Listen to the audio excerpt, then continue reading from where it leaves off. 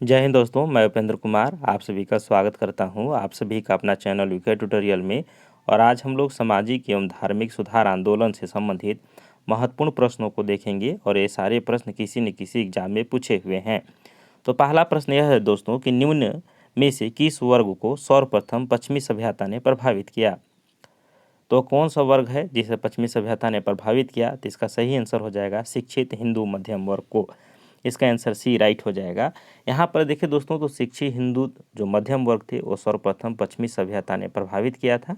और नवीन पाश्चात्य शिक्षित वर्ग जो है वो तर्कवाद, विज्ञानवाद, मानववाद से बहुत प्रभावित हुआ। और भारतीय समाज एवं धर्म सुधारक ने इस नव ज्ञान से प्रभावित होकर भीतर से हिंदू धर्म और समाज को सुधारने का प्रयत्न किया और अंधविश्वासों, मूर्ति पूजा, तीर्थ यात्रा आदि को तर्क के तराजू में तौलकर धार्मिक एवं सामाजिक सुधार किए। चलिए आगे बढ़ते हैं अगले प्रश्न की ओर। अगला प्रश्न है कि निम्न महापुरुषों में से कौन भारतीय जागृति का जनक कहलाता है। तो महापुरुष का नाम है दोस्तों, इसमें देख लेना है। पहला ऑप्शन में करा विवेकानंद, दूसरा में राजा राम मोहन राय, तीसरा में करा रविंद्रनाथ टैगोर और चौथा में करा दयानंद सरस्वती। तो इसका सही आंसर हो जाएगा राजा राम मोहन राय। आपको पता होगा कि भारतीय जागृति का जनक जो है राजा राम मोहन राय जी को ही कहा जाता है। यहाँ पर देखिए दोस्तों, तो राजा राम मोहन राय को भारतीय पुनर्जागरण का पिता तथा भारतीय राष्ट्रवाद का पैगंबर तथा अतीत और भविष्य के मध्य सेतु और भारतीय राष्ट्रवाद का जनक, आधुनिक भारत का पिता और प्रथम आधुनिक पुरुष तथा युगदूत भी कहा जाता है। इन सभी नामों से इन्हीं को संबोधित किया जाता है, इसको थोड़ा ध्यान में रखिएगा। आगे बढ़ते हैं अगले प्रश्न की ओर। अगला प्रश्न कह रहा है कि भारतीय राष्ट्रवाद का जनक किसे माना जाता है। तो भारतीय राष्ट्रवाद का अगर देखें जनक दोस्तों, तो भारतीय राष्ट्रवाद का जनक आपको पता होगा कि यहाँ पर अगर देखें दोस्तों, तो इसका आंसर हो जाएगा उपयुक्त में से कोई नहीं, यानी कि इसका आंसर डी हो जाएगा। लेकिन आपको ध्यान में रखना है कि भारतीय राष्ट्रवाद का अगर जनक किसी को कहा जाता है तो है राजा राम मोहन राय जी को कहा जाता है, जिसमें वहाँ पर ऑप्शन ए, बी और सी किसी में नहीं है। आगे बढ़ते हैं अगले प्रश्न की ओर। अगला प्रश्न दोस्तों कि किसको भारतीय पुनर्जागरण का पिता कहा जाता है। तो भारतीय पुनर्जागरण का पिता आपको पता होगा दोस्तों कि इसे राजा राम मोहन राय को कहा जाता है।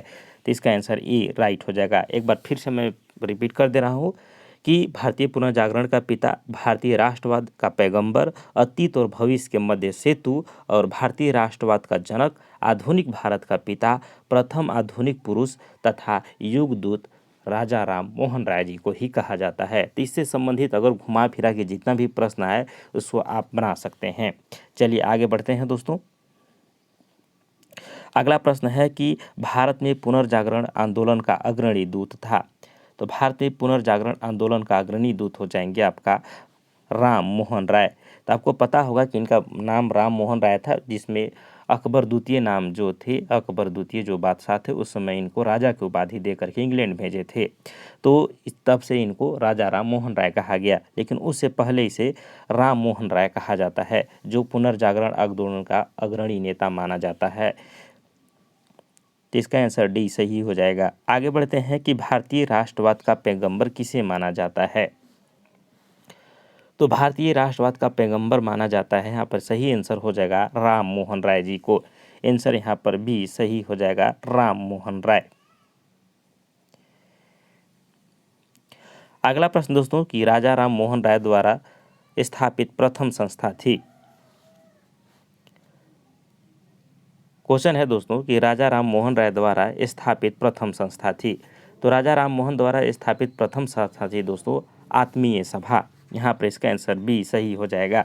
आपको पता होगा कि हिंदू धर्म के एकेश्वरवादी मत का प्रचार करने के लिए 1815 ईस्वी में राजा राम मोहन राय ने अपने युवा समर्थकों के सहयोग से आत्मीय सभा की स्थापना की थी। राजा राम मोहन राय द्वारा स्थापित यह प्रथम संस्था थी आत्मीय सभा। आगे बढ़ते हैं दोस्तों अगले प्रश्न की ओर। अगला प्रश्न है कि ब्रह्म समाज की स्थापना हुई थी, वो कौन सा वर्ष था जिसमें ब्रह्म समाज की स्थापना हुई थी। तो आपको पता होगा कि ब्रह्म समाज की स्थापना जो है दोस्तों वो 1828 में हुआ था। इसका आंसर यहाँ पर बी सही हो जाएगा। एक्चुअली में इसका अगर डेट याद रखना है दोस्तों तो इसको भी याद कर सकते हैं 20 अगस्त 1828 को। राजा राम मोहन राय ने ब्रह्म समाज के नाम से एक नए समाज की स्थापना की, जिसे आगे चलकर ब्रह्म समाज के नाम से जाना गया। इस समाज में देखें तो मूर्ति पूजा का विरोध किया और एक ब्रह्म की पूजा का उपदेश दिया, और साथ में यह ऐसे लोगों को जमात थी जो ईश्वर की एकता में विश्वास करते थे और मूर्ति पूजा से अलग रहते थे। यानी कि ईश्वर की एकता में विश्वास करना है लेकिन मूर्ति पूजा नहीं करना है। साथ ही देखें तो इस नवीन धर्म में सामाजिक रीति रिवाजों, धार्मिक कर्मकांडों के लिए कोई स्थान नहीं था। ब्रह्म समाज के रंग, वर्ग, मत पर विचार किए बिना ही मानव मात्र के प्रति प्रेम तथा जीवन के उच्चतम विधि के रूप में मानवता को सेवा पर बल दिया तथा समाज के सिद्धांतों को मुख्य आधार थे मानव विवेक, वेद और उपनिषद। इन सभी चीज़ों को अपना कर ही ब्रह्म समाज की ओर आगे बढ़ा था। आगे बढ़ते हैं दोस्तों अगले प्रश्न की ओर। अगला प्रश्न है कि राजा राम मोहन राय को राजा की उपाधि किसने दी? तो इसे राजा की उपाधि किसने दिया था, ये प्रश्न है। तो आपको ध्यान में होगा दोस्तों कि हम बताए थे अभी तुरंत कि राजा राम मोहन राय को उनकी राजा की जो उपाधि थी वो अकबर द्वितीय ने दिया था। तो इसका आंसर सही हो जाएगा यहाँ पर बी, अकबर द्वितीय ने। आपको ध्यान में होगा कि मुगल बादशाह अकबर द्वितीय ने ही राजा राम मोहन राय को राजा की उपाधि के साथ अपने दूत के रूप में 1830 ईस्वी में तत्कालीन ब्रिटिश सम्राट विलियम चतुर्थ के दरबार में भेजा था। राय को इंग्लैंड में सम्राट से मुगल बादशाह अकबर की दूतियों को मिलने वाली पेंशन की मात्रा बढ़ाने पर बातचीत करने के लिए भेजी गई थी। और इंग्लैंड के ब्रिटेन में देखिए इंग्लैंड के ब्रिस्टल में एक जगह है, ब्रिस्टल इंग्लैंड में, वहीं पर देखें तो 27 सितंबर 1833 को राजा राम मोहन राय की मृत्यु हो गई, जहां पर उनकी समाधि आज भी है। तो इसको ध्यान में रखना है कि इनकी मृत्यु कब हुई थी, 1833 ईस्वी में, और कहाँ हुआ था, तो ब्रिस्टल में। ब्रिस्टल कहाँ है दोस्तों, तो इंग्लैंड के ब्रिस्टल में। इसको भी ध्यान में रखेंगे। अगला प्रश्न है कि राजा राम मोहन राय की समाधि है, तो राजा राम मोहन राय की समाधि कहाँ है, इसका आंसर आप बता चुके हैं, हम आपको बना लिए होंगे। तो राजा राम मोहन राय की समाधि है दोस्तों ब्रिस्टल इंग्लैंड में है। इसका आंसर सी राइट हो जाएगा। चलिए आगे बढ़ते हैं। अगला प्रश्न है कि भारतीय ब्रह्म समाज के संस्थापक थे। तो भारतीय ब्रह्म समाज के संस्थापक कौन थे? देखिए यहाँ पर समाज वाला संस्थापक में बड़ा कन्फ्यूजन होता है, इसको थोड़ा सा ध्यान से आप एक जगह लिख लेंगे और लिख करके हमेशा उसको देखते रहेंगे जब भी एग्जाम आएगा, क्योंकि एक प्रश्न यहाँ से रहता ही है। तो भारतीय ब्रह्म समाज के संस्थापक थे आपका केशव चंद्र सेन। तो याद रखिएगा, ब्रह्म समाज अलग है, भारतीय ब्रह्म समाज अलग है, दोनों अलग अलग है। तो भारतीय ब्रह्म समाज के संस्थापक कौन थे? तो हो जाएगा आपका केशव चंद्र सेन। तो यहाँ पर इसका आंसर सी राइट हो जाएगा। पता होगा कि भारतीय ब्रह्म समाज के संस्थापक केशव चंद्र सेन ने देवेंद्र नाथ ने 1865 ईस्वी में केशवनाथ सेन के आचार्य की उपाधि छीन ली थी। फलस्वरूप देखिए केशव चंद्र सेन ने जो है मौलिक ब्रह्म समाज को अलग हो गए और देवेंद्र नाथ टैगोर के तहत समाज की मूल शाखा के रूप में स्वयं को आदि ब्रह्म समाज के नाम से पुकारा। तो इस तरह से दोनों ने अलग हुआ, अलग अलग अपने जो है समाज की स्थापना की। आपको पता है कि जो 1828 ईस्वी में राजा राम मोहन राय ने जो ब्रह्म समाज की स्थापना किया था, यही देखिए तो पहली समाज थी। इसके बाद धीरे धीरे इनमें जो समाज के संस्थापक बनते गए आपस में मतभेद होता गया और नए नए समाज की स्थापना करते चले गए। तो जब आप इसको बुक में पढ़िएगा तो और बढ़िया डिटेल से पढ़ाएंगे उसको, और आप उसको और अच्छे से समझ पाएंगे। लेकिन फिलहाल अगर पॉइंट ऑफ व्यू से हम लोग देखेंगे तो भारतीय ब्रह्म समाज के संस्थापक केशव चंद्र सेन और ब्रह्म समाज के संस्थापक था आपका राजा राम मोहन राय। तो इस तरह से आपको थोड़ा सा ध्यान में रखना है। चलिए आगे बढ़ते हैं। अगला प्रश्न है दोस्तों कि ब्रह्म समाज का सिद्धांत आधारित है, यानी ब्रह्म समाज जो है किस सिद्धांत पर आधारित है? तो ब्रह्म समाज आपको पता होगा दोस्तों एक देववाद, यानी एक ही देवी की पूजा, एक ही देव की पूजा पर आधारित है और मूर्ति पूजा का विरोध करता था। तो इसका आंसर सी राइट हो जाएगा। पता होगा कि 1828 ईस्वी में राजा राम मोहन राय ने ब्रह्म समाज की स्थापना किया था और ब्रह्म समाज की स्थापना का उद्देश्य था एकेश्वरवाद की उपासना और मूर्ति पूजा का विरोध तथा अवतारवाद का खंडन, और ब्रह्म समाज ने सार्वभौमिक ईश्वर की उपासना पर बल दिया था। चलिए आगे बढ़ते हैं। अगला प्रश्न दोस्तों कि राजा राम मोहन राय ने निम्न में से किसका विरोध नहीं किया था? यहाँ पर हो जाएगा बाल विवाह का, सती प्रथा का, पश्चात शिक्षा का और मूर्ति पूजा का। तो इन्होंने देखिए तो पाश्चात्य शिक्षा का विरोध नहीं किया था। ब्रह्म समाज में अगर देखें तो राजा राम मोहन राय की एक सबसे बड़ा यही उपलब्धि माने कह सकते हैं उस समय के, थोड़ा सा हट के था क्या कि पाश्चात्य सिखा, इन्होंने पाश्चात्य सिखा यानी पश्चिमी जो शिक्षा थी उसका इन्होंने विरोध नहीं किया था। तो इसको थोड़ा सा ध्यान में रखेंगे, क्योंकि सबको लगता होगा कि पश्चिमी शिक्षा क्यों भारत में चलेगी, इसका विरोध किया होगा, लेकिन इन्होंने इसका विरोध नहीं किया था। इसलिए क्वेश्चन बनता है, तो शिक्षा के क्षेत्र में राजा राम मोहन राय ने अंग्रेजी शिक्षा को पक्षधर थे, यानी अंग्रेजी शिक्षा जो पश्चिमी शिक्षा थी उसको ये समर्थन करते थे, और उनके अनुसार एक उदारवादी पाश्चात्य शिक्षा ही अज्ञान के अंधकार में हमें निकाल सकती है। उनका यह मानना था कि पाश्चात्य शिक्षा ही हमें अज्ञान के अंधकार से बाहर निकाल सकती है और भारतीयों को देश के प्रशासन में भाग दिला सकती है, क्योंकि आपको पता है कि देश के प्रशासन में अधिकतर अंग्रेजों लोग का हाथ था, तो उससे बाहर कैसे निकलेंगे। तो आप पहले पाश्चात्य शिक्षा को ग्रहण करिए, तभी आप अपने मतलब सिस्टम में आ सकते हैं, और सिस्टम में आने के बाद फिर अपने अनुसार से चलाइए उसको। तो इस चीज़ के लिए उन्होंने समर्थन किया था। चलिए आगे बढ़ते हैं। अगला प्रश्न है कि निम्न में से किसे राजा राम मोहन राय के धार्मिक सामाजिक विचारों के विरोध में प्रारंभ किया गया। निम्न में से किसे राजा राम मोहन राय के धार्मिक एवं सामाजिक विचारों के विरोध में प्रारंभ किया गया, यानी कि राजा राम मोहन राय के जो धार्मिक विचार था, सामाजिक विचार था, उसके विरोध में प्रारंभ किया गया था, वो क्या था। ये 4 ऑप्शन में बताना है। तो यहाँ पर देखिए इसका सही आंसर हो जाएगा दोस्तों समाचार चंद्रिका। समाचार जो चंद्रिका है वो राजा राम मोहन राय के जो विचार थे उनके खिलाफ में मतलब प्रसारित किया गया था। यहाँ पर इसका आंसर देखिए तो राजा राम मोहन राय के धार्मिक सामाजिक विचारों के विरोध में भवानी चरण बंदोपाध्याय ने 1822 में, याद रखिएगा कब, 1822 ईस्वी में समाचार चंद्रिका एक पत्रिका था, उन्होंने जो है प्रकाशन शुरू किया।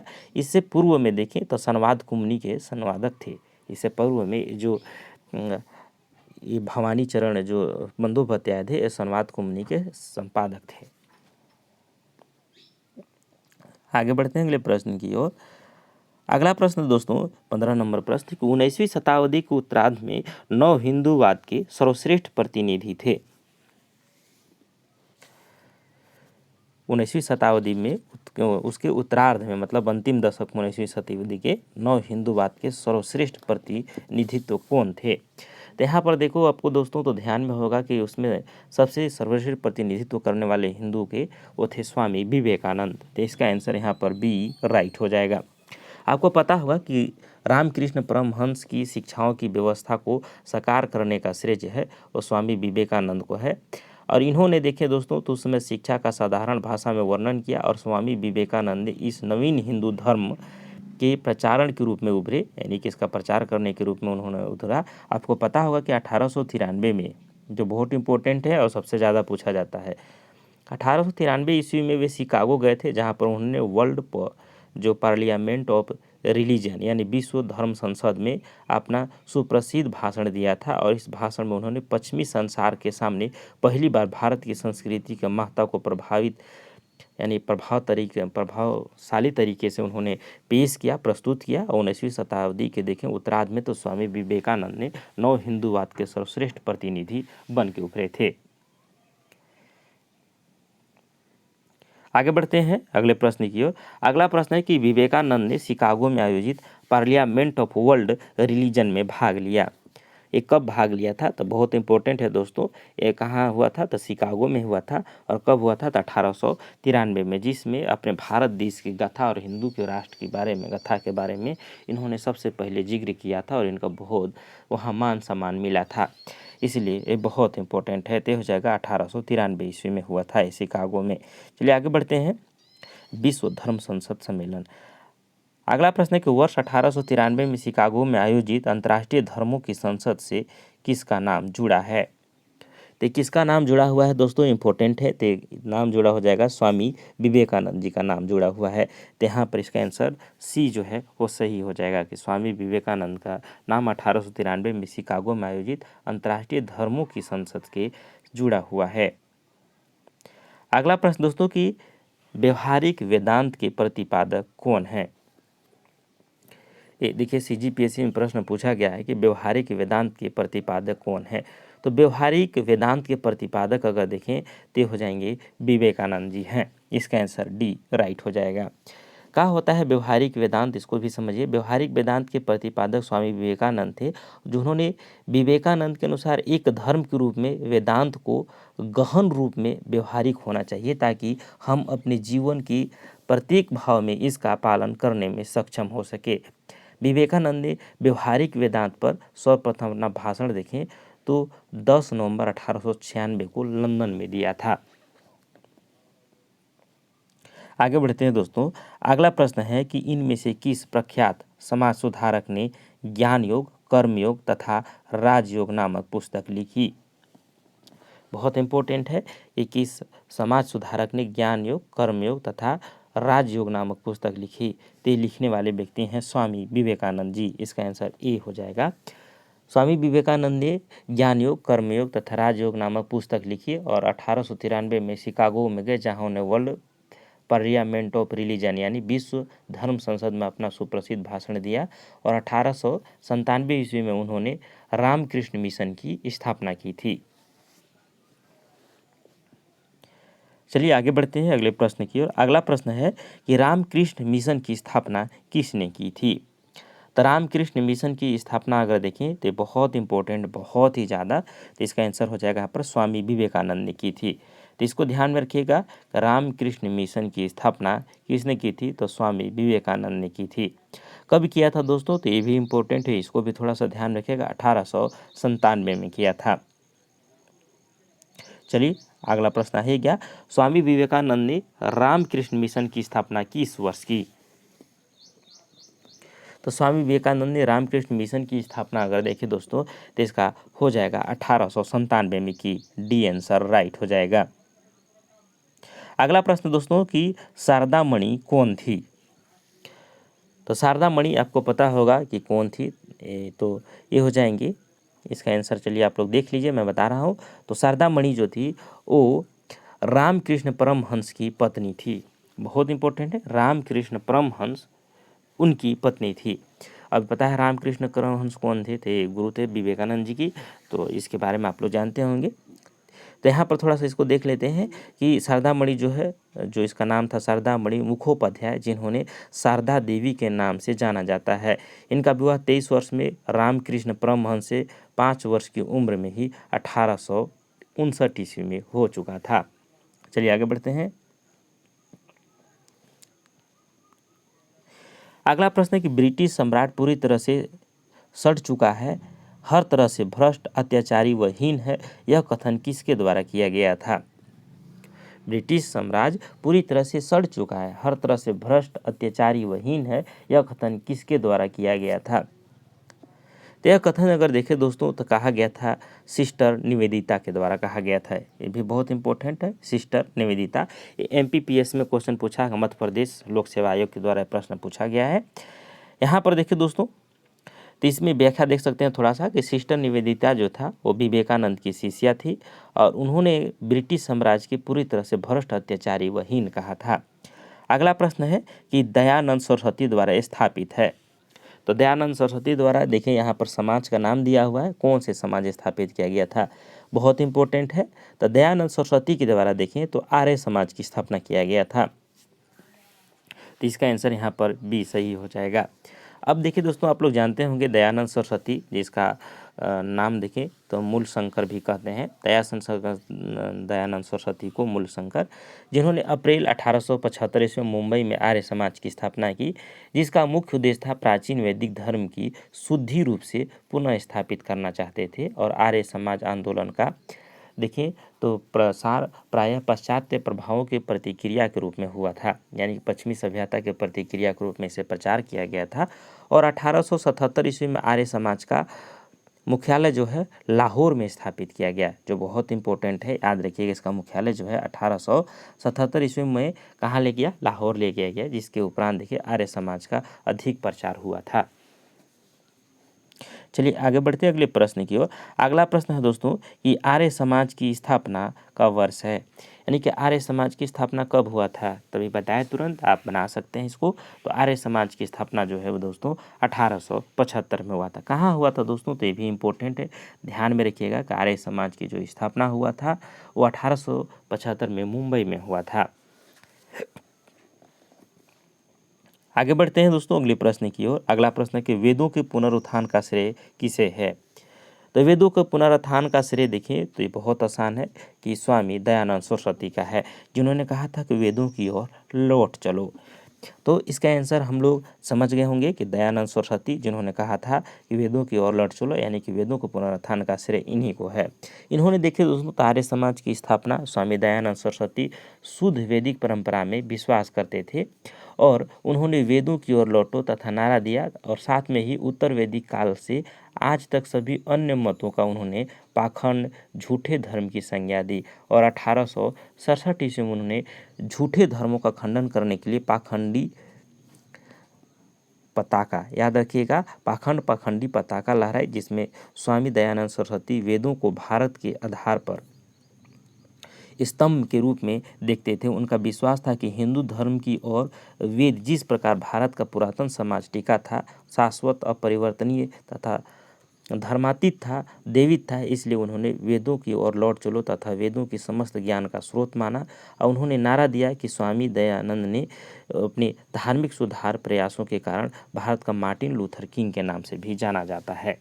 इसको थोड़ा सा ध्यान में रखिएगा कि मार्टिन लूथर किंग के नाम से किन्हें जाना जाता है। अगला प्रश्न वही है, वही देख लेते हैं कि निम्न में से कौन भारत का मार्टिन लूथर कहलाता है। तो भारत का मार्टिन लूथर कहलाता है दोस्तों स्वामी दयानंद सरस्वती। क्यों कहलाता है? क्योंकि उन्होंने पूरे वेदों के आधार पर भारत की जो सभ्यता संस्कृति थी, जिससे पहचान थी, उसके बारे में इन्होंने प्रचार प्रसार करना शुरू किया था। तो इसलिए देखिए तो भारत का मार्टिन लूथर किंग कहलाता है स्वामी दयानंद सरस्वती। चलिए आगे बढ़ते हैं। अगला प्रश्न दोस्तों कि सत्यार्थ प्रकाश के लेखक हैं। बहुत इंपॉर्टेंट है सत्यार्थ प्रकाश, बार बार प्रश्न पूछा जाता है कि सत्यार्थ प्रकाश किसके द्वारा लिखा गया है। तो सत्यार्थ प्रकाश अगर देखें तो ये किसकी रचना है, हो जाएगा स्वामी दयानंद सरस्वती की रचना है। तो याद रखिएगा स्वामी दयानंद सरस्वती। तो दयानंद सरस्वती जो हैं वो सत्यार्थ प्रकाश के लेखक थे, यानी कि मूल शंकर इनका कह सकते हैं। 1824 ईस्वी में देखेंगे तो गुजरात की मोरबी रियासत यानी कठियावाड़ क्षेत्र के एक ब्राह्मण कुल में इनका जन्म हुआ था। उन्होंने 1860 में मथुरा में स्वामी बिरजानंद जी के वेदों के शुद्ध अर्थ तथा वैदिक धर्म के प्रति गहरा श्रद्धा प्राप्त की और 1867 ईस्वी में उन्होंने पाखंडी पतंग लहराई और 1875 ईस्वी में उन्होंने बम्बई में आर्य समाज की स्थापना की और उनके विचार उनकी प्रसिद्ध पुस्तक सत्यार्थ प्रकाश में वर्णित है। उनकी अन्य रचनाओं में देखें तो पाखंड खंडन तथा वेद व्यास भूमिका, ऋग्वेद भाव्य तथा अद्वैत मत दंड तथा मंच महायज्ञ, ये सभी इनकी अन्य रचनाएं हैं। तो जिसमें सबसे ज़्यादा पूछा जाता है सत्यार्थ प्रकाश। चलिए आगे बढ़ते हैं। अगला प्रश्न, सत्यार्थ प्रकाश पवित्र पुस्तक है। तो सत्यार्थ प्रकाश आपको पता होगा कि किसकी पवित्र पुस्तक हो सकती है। तो जो आर्य समाज के संस्थापक थे और जो सत्यार्थ प्रकाश पुस्तक लिखे थे, तो यहाँ पर हो जाएगा इसका आंसर ये आर्य समाज। तो ये ध्यान में रखना है, सत्यार्थ प्रकाश जो है कि ये किसके पवित्र पुस्तक है, तो आर्य समाज के पुस्तक है। और सत्यार्थ प्रकाश के लेखक जो हैं आपको पता हो गया होगा कि स्वामी दयानंद सरस्वती जी थे, जिन्होंने आर्य समाज की भी स्थापना की थी। चलिए आगे बढ़ते हैं। अगला प्रश्न दोस्तों कि निम्नलिखित संगठनों में से किसने शुद्धि आंदोलन का समर्थन किया। तो इसको भी ध्यान में रखना है कि किसने शुद्धि आंदोलन का समर्थन किया। तो शुद्धि आंदोलन चलाया गया था दोस्तों, जिसमें आर्य समाज ने इसका समर्थन किया था। इसका आंसर ये है कि स्वामी दयानंद सरस्वती के द्वारा 1875 में मुंबई में स्थापित आर्य समाज ने धर्म परिवर्तन, हिंदुओं को हिंदू धर्म में वापसी हेतु शुद्धि आंदोलन का इन्होंने समर्थन किया था। तो उस समय क्या था, धर्म बहुत ज़्यादा परिवर्तन किया जाता था, तो उसे शुद्ध करने के लिए, फिर से अपने धर्म में लाने के लिए उसको शुद्धि आंदोलन के रूप में चलाया गया था, जो मुसलमानों के द्वारा भी चलाया गया था, हिंदुओं के द्वारा भी चलाया गया था। तो इस आंदोलन के बारे में भी हम लोग पढ़ेंगे और फिलहाल इसमें और भी क्वेश्चन है दोस्तों, तो इसको हम अगले वीडियो में करके लेके आएंगे, क्योंकि मेरा PDF आज इतना ही तक लिख पाया था। अगला PDF मैं जैसे ही लिखूँगा, आज कल हो सकता है कि अगले शाम को मैं आपको वीडियो दे दूंगा, क्योंकि इससे संबंधित और 30 से 40 प्रश्नों को लेके आऊँगा। फिर आपका चैप्टर ऑल ओवर कंप्लीट हो जाएगा, इससे बाहर कोई भी क्वेश्चन नहीं जाएगा। मिलते हैं अगले वीडियो में, तब तक के लिए जय हिंद।